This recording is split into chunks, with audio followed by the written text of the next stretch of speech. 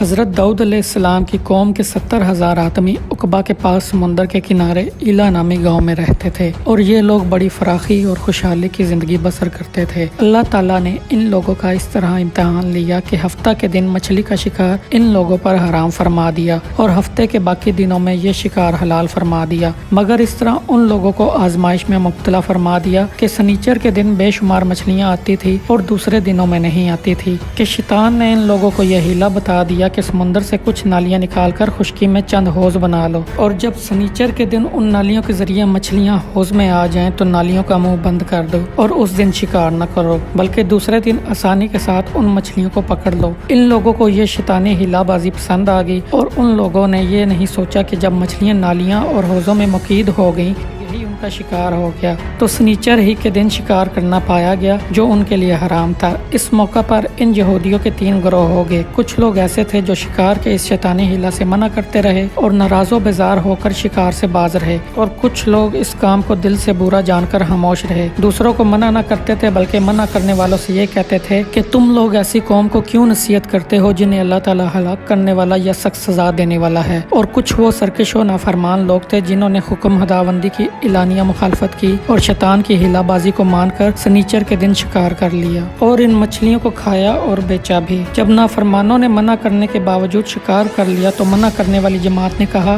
اب ہم ان معصیت کاروں سے کوئی میل ملاپ نہیں رکھیں گے۔ چنانچہ ان لوگوں نے گاؤں کو تقسیم کر کے درمیان میں ایک دیوار بنا لی اور آمد و رفت کا ایک الگ دروازہ بھی بنا لیا۔ حضرت داؤد علیہ السلام نے غضبناک ہو کر شکار کرنے والوں پر لعنت فرما دی۔ اس کا اثر یہ ہوا کہ ایک دن خطا کاروں میں سے کوئی باہر نہیں نکلا تو انہیں دیکھنے کے لیے کچھ لوگ دیوار پر چڑھ گئے تو کیا دیکھا کہ وہ سب بندروں کی صورت میں مسخ ہو گئے ہیں۔ اب لوگ ان مجرموں کا دروازہ کھول کر اندر داخل ہوئے تو وہ بندر اپنے رشتہ داروں کو پہچانتے تھے اور ان کے پاس آ کر ان کے کپڑوں کو سونگتے تھے اور زار و زار روتے تھے، مگر لوگ ان بندر بن جانے والوں کو نہیں پہچانتے تھے۔ ان بندر بن جانے والوں کی تعداد 12,000 تھی۔ یہ سب 3 دن تک زندہ رہے اور اس درمیان میں کچھ بھی کھا پی نہ سکے بلکہ یوں ہی بھوکے پیاسے سب کے سب ہلاک ہو گئے۔ شکار سے منع کرنے والا گروہ ہلاکت سے سلامت رہا اور صحیح قول یہ ہے کہ دل سے برا جان کر خاموش رہنے والوں کو بھی اللہ تعالیٰ نے ہلاکت سے بچا لیا۔ تو ناظرین و کرام، یہ تھی آج کی ویڈیو۔